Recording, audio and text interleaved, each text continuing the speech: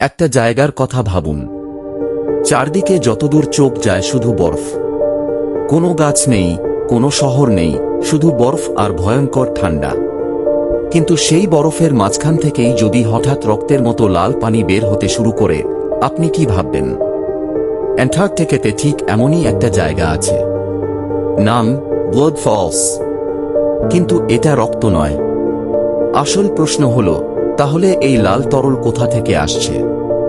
আর আরও অবাক করার মতো ব্যাপার, এই বরফের নিচে এমন পরিবেশেও জীবন টিকে আছে।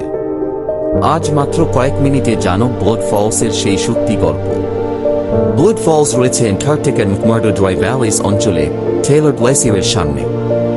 এই জায়গাটা অ্যান্টার্কটিকার অন্য অনেক অংশের থেকেও অদ্ভুত। এখানে তুষারপাত খুব কম, বাতাস প্রচণ্ড শুষ্ক এবং চারপাশের ল্যান্ডস্কেপ এত কঠিন যে পৃথিবীর বদলে অন্য কোনো গ্রহের দৃশ্য মনে হতে পারে। আর সেই কঠিন বরফের দেয়াল থেকেই বেরিয়ে আসে এই লালচে তরল। কিন্তু এই দৃশ্য দেখে যে প্রশ্নটা সবার আগে আসে, এটা লাল কেন?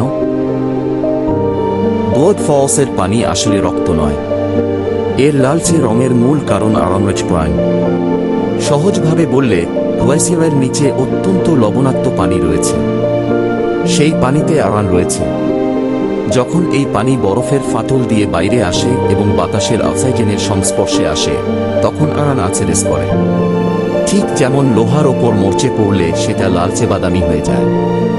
সেই কেমিক্যাল রিঅ্যাকশনের কারণেই এই পানির রং এতটা ড্রামাটিক। অর্থাৎ দৃশ্যটা ভয়ঙ্কর, কিন্তু কারণটা সম্পূর্ণ ন্যাচারাল। কিন্তু এবার আসল প্রশ্ন, অ্যান্টার্কটিকার এত ঠান্ডায় বরফের নিচে পানি তরল অবস্থায় থাকে কিভাবে? এর একটা গুরুত্বপূর্ণ কারণ হল অত্যন্ত বেশি লবণাক্ততা। লবণ পানির ফ্রিজিং পয়েন্ট কমিয়ে দেয়। ফলে আশেপাশে বরফ জমে গেলেও এই কনসেন্ট্রেটেড ব্রাইন অনেক বেশি ঠান্ডা পরিবেশেও তরল থাকতে পারে। এই লবণাক্ত পানি গ্লেসিয়ারের নিচে আটকে থাকে এবং বিভিন্ন জিওলজিক্যাল ও প্রেসার রিলেটেড প্রক্রিয়ার মাধ্যমে বাইরে বেরিয়ে আসে। আমরা বাইরে শুধু একটা ছোট্ট লাল ওয়াটারফল দেখতে পাই, কিন্তু তার পেছনে রয়েছে গ্লেসিয়ারের নিচে লুকিয়ে থাকা অনেক বড় একটি সিস্টেম। এবার আসছে ব্লাড ফলসের সবচেয়ে ইন্টারেস্টিং অংশ। এই পরিবেশে সূর্যের আলো নেই, তাপমাত্রা অত্যন্ত কম, পানি প্রচণ্ড লবণাক্ত। তারপরও সেখানে মাইক্রোবিয়াল লাইফ পাওয়া গেছে। কিন্তু তারা খাবার পায় কোথা থেকে? এখানে সাধারণ ইকোসিস্টেমের মতো সানলাইট ব্যবহার করে ফটোসিনথেসিস করা সম্ভব নয়। তাই কিছু মাইক্রোঅর্গানিজমস কেমিক্যাল রিঅ্যাকশনস থেকে এনার্জি পাওয়ার মতো মেটাবলিক প্রসেস ব্যবহার করে। অর্থাৎ জীবন টিকে থাকার জন্য সবসময় সূর্যের আলো আর উষ্ণ পরিবেশ প্রয়োজন হয় না। এটাই ব্লাড ফলসকে সায়েন্টিস্টদের কাছে এত ইন্টারেস্টিং করে তুলেছে। কারণ পৃথিবীতে লাইফ কতটা এক্সট্রিম এনভায়রনমেন্টে সার্ভাইভ করতে পারে, এই জায়গাটা সেটা বোঝার জন্য একটি ন্যাচারাল ল্যাবরেটরির মতো। ব্লাড ফলস শুধু দেখতে অদ্ভুত বলে সায়েন্টিস্টদের কাছে গুরুত্বপূর্ণ নয়, এখানকার এক্সট্রিম এনভায়রনমেন্ট বিজ্ঞানীদের সাহায্য করে বুঝতে জীবন কিভাবে প্রতিকূল পরিবেশে টিকে থাকতে পারে, মাইক্রোঅর্গানিজমস কিভাবে এনার্জি পায়, আর বরফের নিচে দীর্ঘ সময় ধরে থাকা ইকোসিস্টেম কিভাবে কাজ করে। আর এই রিসার্চের একটা আরও বড় ইমপ্লিকেশন আছে। পৃথিবীর বাইরে যদি কোথাও লাইফ খুঁজতে হয়, তাহলে এমন এক্সট্রিম এনভায়রনমেন্টের মাইক্রোঅর্গানিজমস আমাদের একটা ক্লু দিতে পারে কোন ধরনের পরিবেশে জীবন টিকে থাকা সম্ভব।